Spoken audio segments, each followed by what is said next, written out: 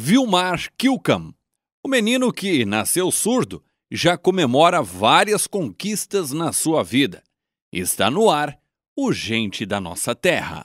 Está entrando no ar o programa Gente da Nossa Terra. Oferecimento Beton Mix, fazendo o melhor concreto para a sua obra. Galego Lanches em Taió. Lanches, porções, pizzas, almoço, café e drinks. Delta Ativa é internet, TV HD e telefonia fixa e móvel, conectando você ao mundo do melhor jeito. Na Cressol, você concorre a mais de 6 milhões em prêmios. São prêmios mensais de R$ 1.500 e mais um prêmio final milionário. Acesse o site e saiba como participar. Na Cressol, cooperar é ganhar. Nós, assim, estava muito feliz, né? Quando a gente soube que eu estava grávida, né? Que nós estávamos esperando muito ter mais um filho na família, ou uma filha, né? O que Deus mandasse, era tranquilo, né? Aí eu engravidei e logo eu tive a rubéola. E naquele tempo a gente nem sabia o que era isso, né? Porque não existia vacina, não tinha nada na época. Aí me deu aquele vermelhão no corpo e já fui no médico para ver o que era isso, né? Antigamente chamava de sarampão alemão, esse nome, né? Rubéola para nós era uma coisa estranha. Aí fomos para Taió procurar atendimento médico e o médico já constatou que era rubéola.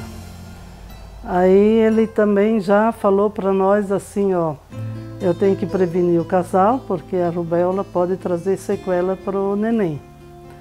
E 80% de chance de trazer uma criança deficiente e 20% só de chance de ser normal, né?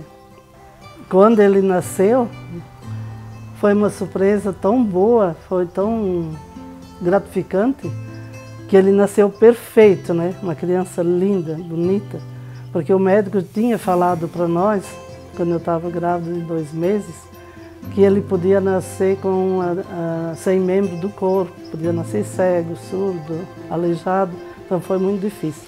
Mas quando ele nasceu perfeitinho, né? Deus deu uma criança perfeita para nós. E ele brincava igual outras crianças, não tinha diferença com os irmãozinhos dele. Ele era igual aos irmãozinhos dele, tanto na brincadeira como com a convivência nossa, né?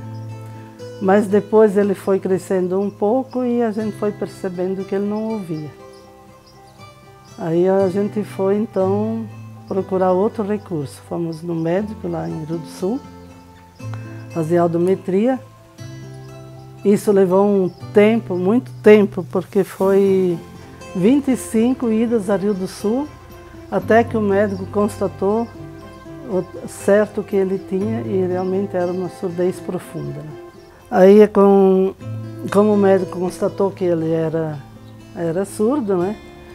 E a possibilidade que tinha era usar aparelho. Mas naquela época era muito difícil de nós comprar o aparelho, porque era muito, muito caro.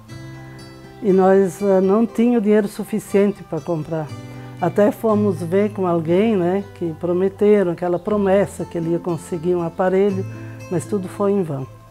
Não conseguimos um aparelho com a ajuda de políticos, vamos dizer assim, né?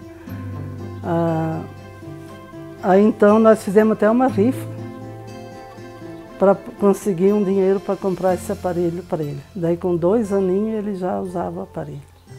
E com 3 aninhos nós levamos ele para Rio do Sul numa escola que tinha uma fonoaudióloga lá. Mas a distância era difícil, né, para a gente continuar indo naquela escola. Aí fomos visitar a Pai de Taió, e vimos que lá tinha uma escola que tinha uma sala separada para surdo. Aí colocamos ele na escola em Taió porque já facilitava, né? Era mais perto de casa.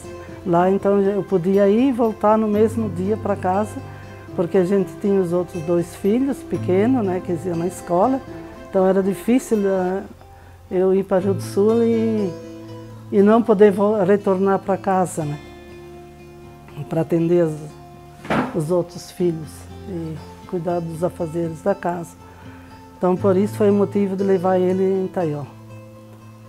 E quando abriu a PAI em Salete, aí facilitava mais ainda, então levamos ele na PAI em Salete. E lá ele frequentou a PAI até 7 anos de idade. Só que com 7 anos, a gente foi matricular ele no ensino regular, na escola normal, com os outros alunos.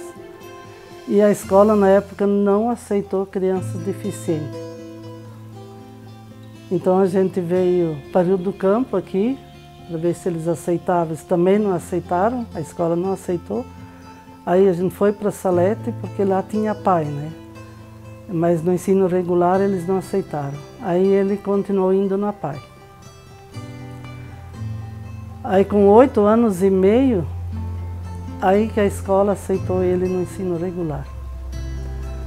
Mas para maior surpresa, a gente viu como o Vilmar ficou feliz quando ele saiu da PAI, que ele podia estudar com as crianças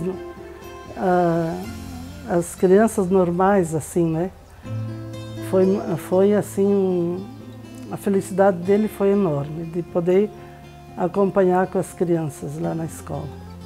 Aí teve um baque muito grande na vida dele também, porque toda criança que passa de ano, eles querem ir para o terceiro, né? E daí, infelizmente, em Salete, não sei bem como foi, mas não tinha mais aula de reforço para ele à tarde. Não tinha mais professora.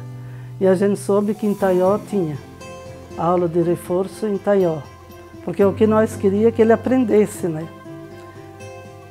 Mas aí, como a tia dele morava em Taió, foi colocado ele em Taió na escola, daí ele dormia e parava na casa da tia dele em Taió.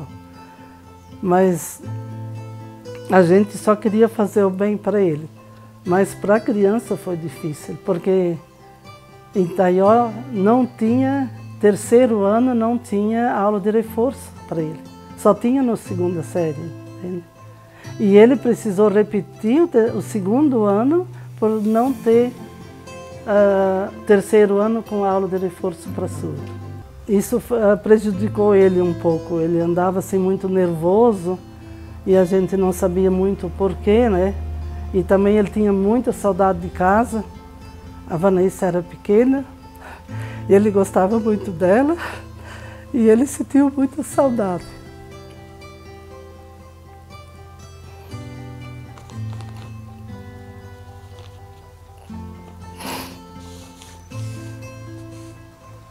Daí no terceiro ano, ele foi matriculado em Rio do Campo.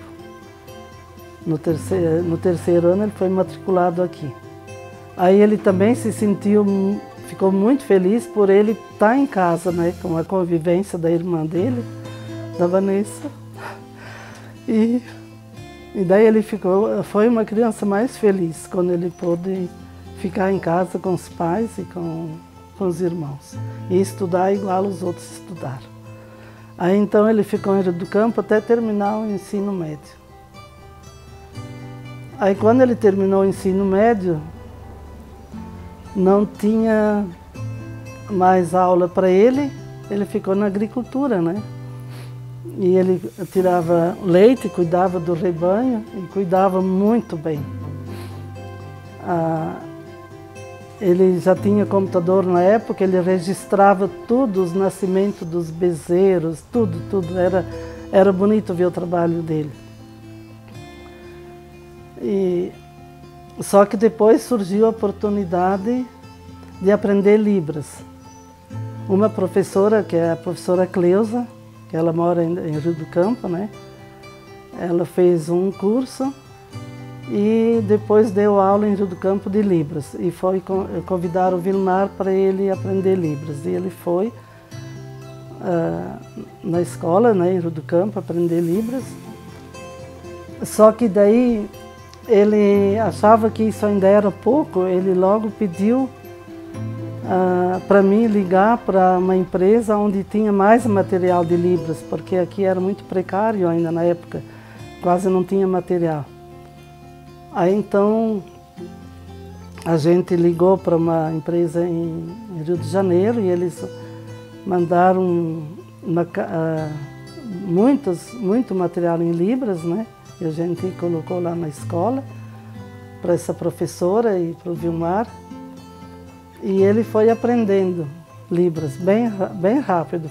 Para ele foi assim, tanta vontade que ele tinha de falar, de aprender, ele se dedicou tanto que ele se tornou professor aqui em Rio do Campo já. Quando o diretor da escola era, acho que é Luiz Cipriani era na época. E ele convidou ele para dar aula para as crianças normais na escola, assim. Aí ele deu aula ali e deu aula no Taiozinho. Foi 1 ano, né, que ele deu aula. E aí quando ele resolveu de fazer pedagogia,